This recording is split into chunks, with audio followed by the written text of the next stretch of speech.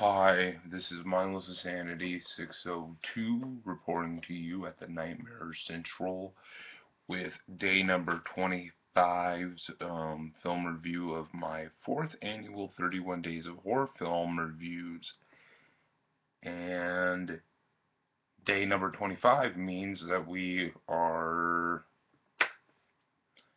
in the beginning the last week of our fourth annual 31 Days of Horror Film Reviews. And this will be the last Sunday of this year's and review-a-thon. And yeah, and we are going to be going along with the agenda, not the theme, because if it was a theme, then all 31 films would be exactly like this. But we're going to go along with the theme of, well, the agenda of this year's 31 Days of Horror Film Reviews, because I want to have somewhat of an agenda, and that's to talk about films that people don't consider horror films, but I consider to be horror films, or films that aren't 100% horror films, but they have at least some horror themes to them. And the first one up for this subject is Donnie Darko, which is a 2001 R-rated 113-minute drama science fiction film from Richard Kelly. Now, this is a favorite film of mine. I think that this, if you ask me, I would put this somewhere in my top 5 favorite films of all time. I love it that much.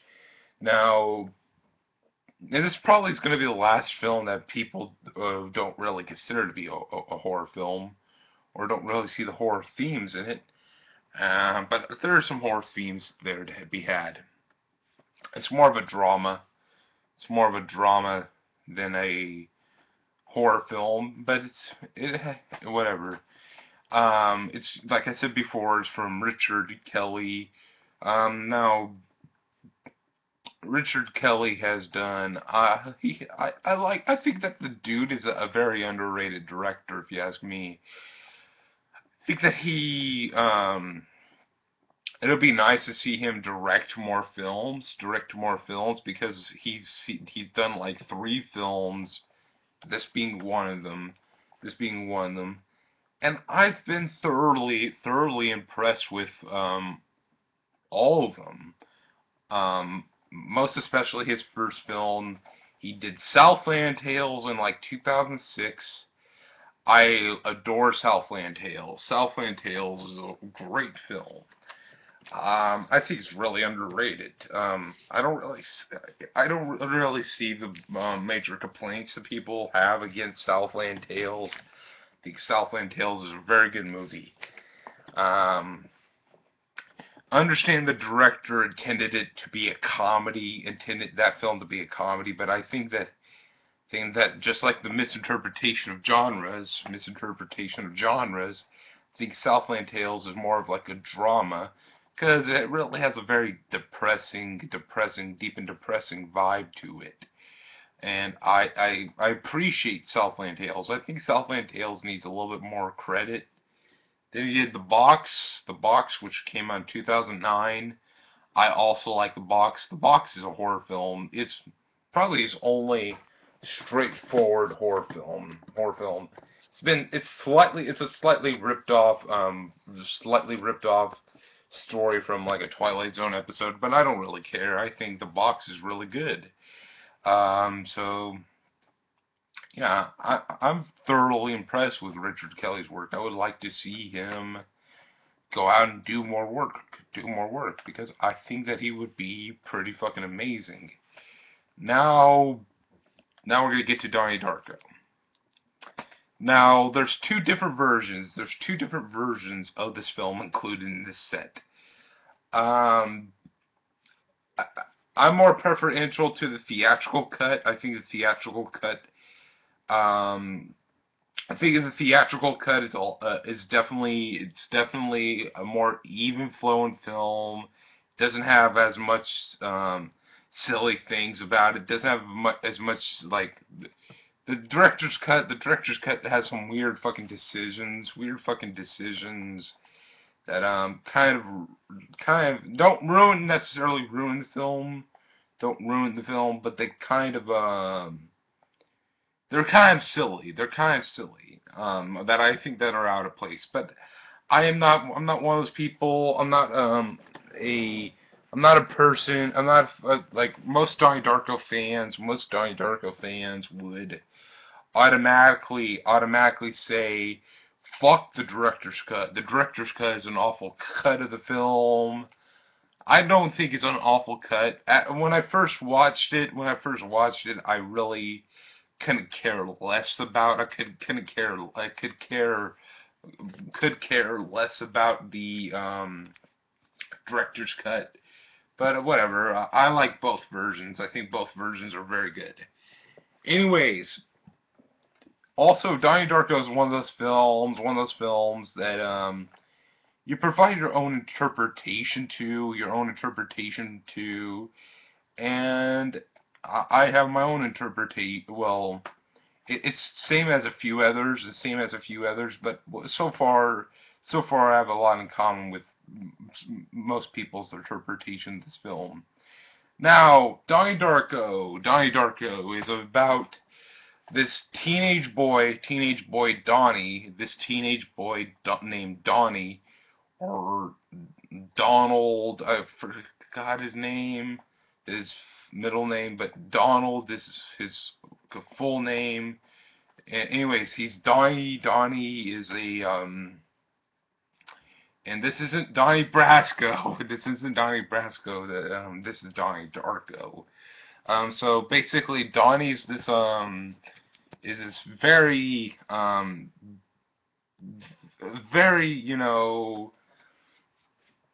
this very broken kid who suffers of schizophrenia, and basically he suffers of schizophrenia, and he does these things. I like that this film. I like this film is basically a character study of Donnie, and I'm very intrigued with the Donnie Darko character. I think the character is is a very deep and compelling character. I love Donnie. Think that Jake Gyllenhaal of Jake Gyllenhaal does a fantastic job as Donnie. We get to basically see his life. He befriends a girl, gets his girlfriend played by Gina Malone, who's very attractive. He deals with this bully, has some very wacky friends. And overall, there's a lot of stuff to appreciate and adore about Donnie Darko. You have such that, but the real thing about Donnie Darko that's so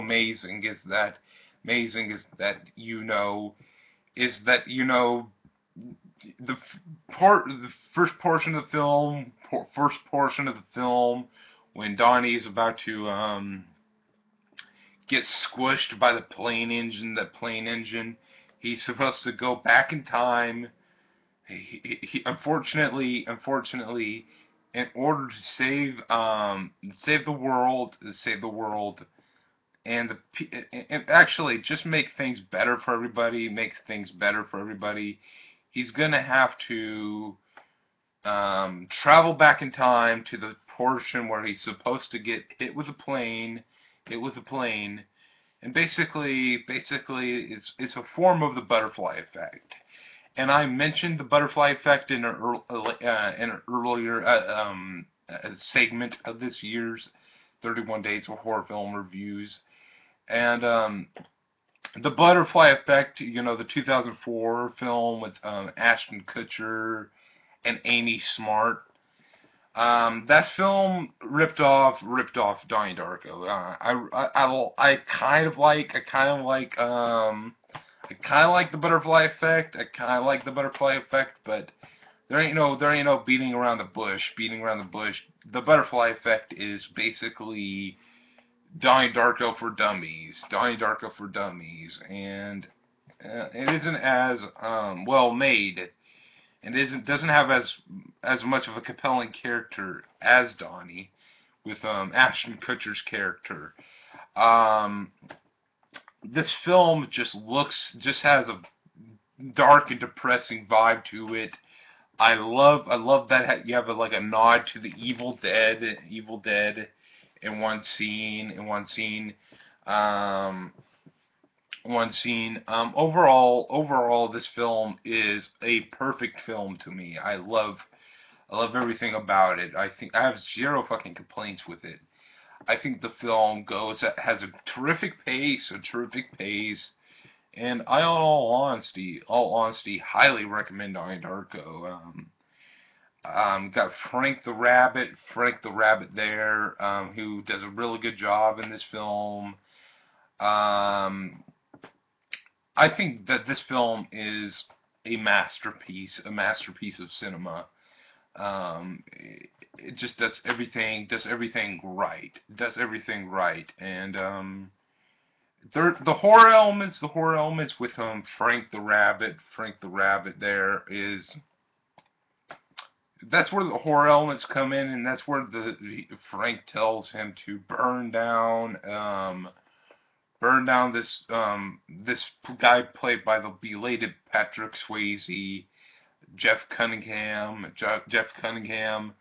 and he basically tells him to do all this stuff, and what ends up resulting and is has his girlfriend get shot. I, in all honesty, just fucking love this movie. I think it's really good. It's one of those films to receive a direct-to-video sequel. I have seen its direct-to-video sequel on a bootleg like a few years ago, and the bootleg to it is just not the bootleg, but the direct-to-video a sequel that came out like in 2009. It was horrible. It was just a horrible fucking movie. I hate it. I hate S. Darko.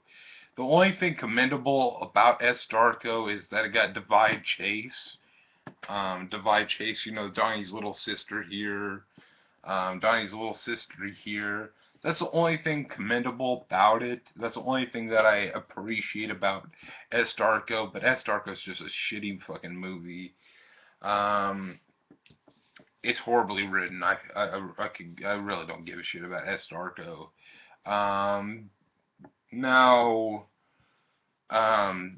this film also has a fantastic cast. Like I said, you got Jake Gyllenhaal, Gia Malone, you have Patrick Swayze, you have such a great cast. You got even Jake Gyllenhaal's sister, Maggie Gyllenhaal, who was good in this movie, but I must say I really didn't care for Maggie Gyllenhaal in the overrated piece of shit called The Dark Knight.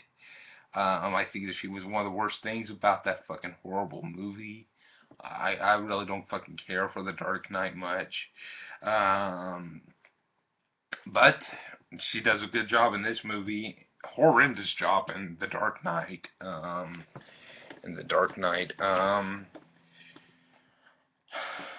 Dark Knight.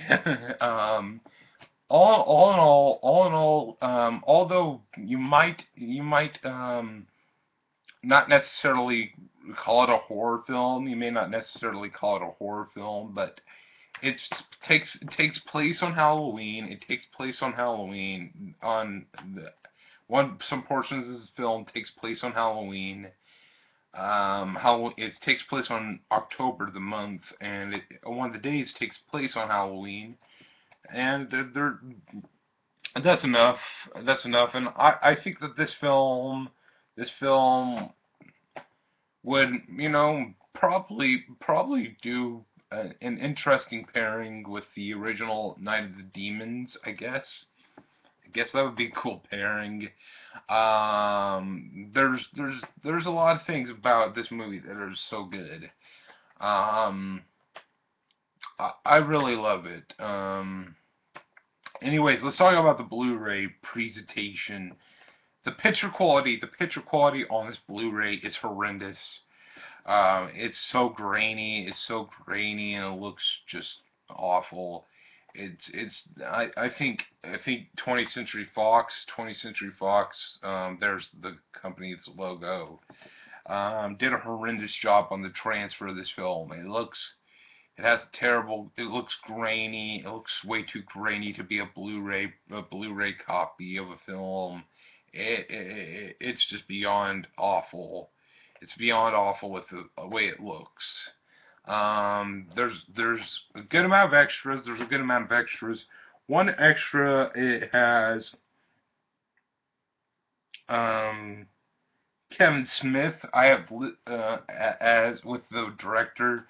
And I think Kevin Smith, it makes a I really don't care for Kevin Smith's commentary.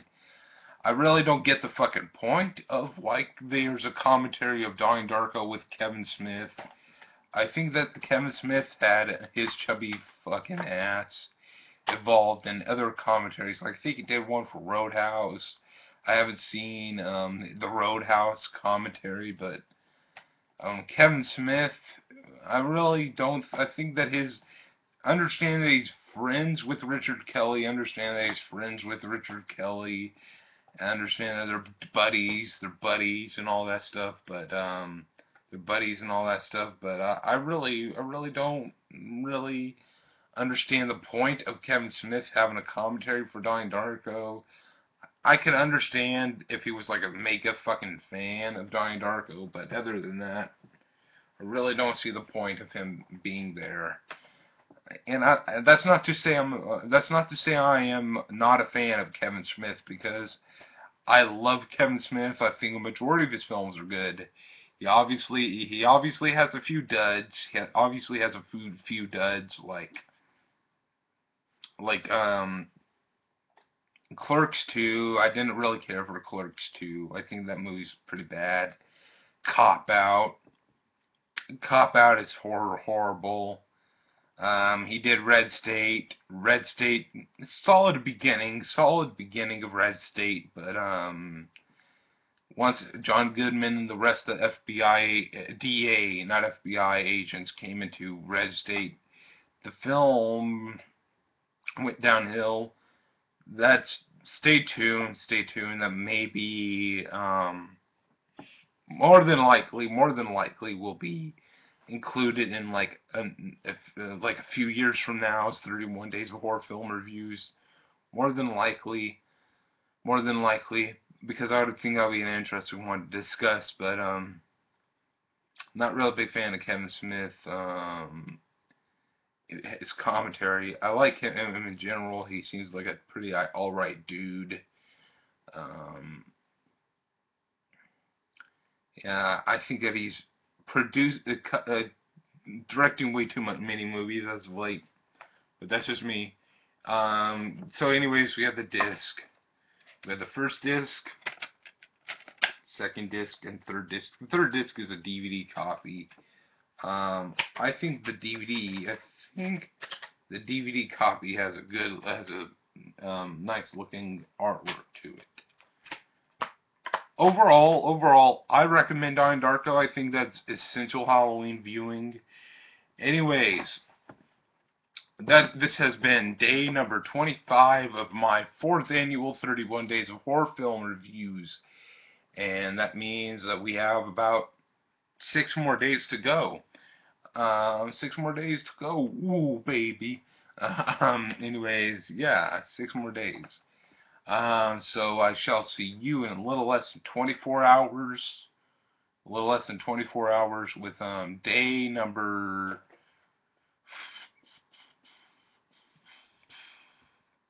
With day number... Well, this has been day number 25, so I shall see you in a little less than 24 hours with day number 26 review. Hope that you like this video. Hope that if you legitimately and sincerely like this video, then give the video a like, comment. The commenting is always appreciated. Only if it's positive or constructive. If it's a positive criticism or if it's constructive, if it's a positive comment with whatever you like to discuss about the film or whatever, or constructive criticism, I always appreciate a comment. And if this is your introduction to my channel, subscribe, and I shall see you a little less than 24 hours with day number 26. And, yep. Bye, guys.